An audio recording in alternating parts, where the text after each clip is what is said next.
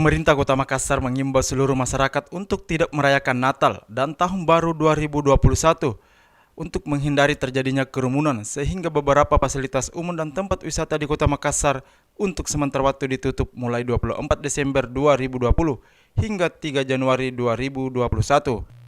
Tak hanya tempat wisata, pemberlakuan batasan jam malam pun ditekankan agar tidak ada kegiatan yang dilakukan di resto, warung makan, dan warkop. PJ Wali Kota Makassar, Rudi Jamaluddin mengimbau warga dari luar Kota Makassar untuk tidak melakukan kunjungan ke Kota Makassar pada masa pembatasan jam malam. Hal ini karena pemerintah telah tegas untuk tidak menggelar kegiatan peringatan Natal dan Tahun Baru. Bahwa sebaiknya kalau tidak ada keperluan ke Makassar, tidak perlu ke Makassar. Dan terkait Natal Tahun Baru. Nah kenapa? Karena di Makassar semua fasilitas umum, tempat-tempat kunjungan yang menjadi daya tarik orang datang itu ditutup. Iya kan?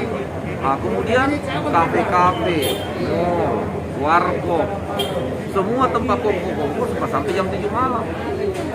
Jadi kan kasihan datang, ternyata tidak bisa ngapa-ngapain di Makassar. Ya sudah keluar.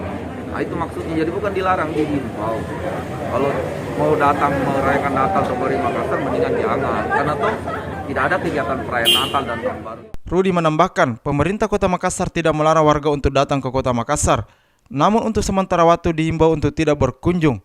Jika masih ada warga yang melanggar imbauan tersebut, maka pemerintah Kota Makassar akan memberikan sanksi sesuai dengan Undang-Undang Karantina Kesehatan.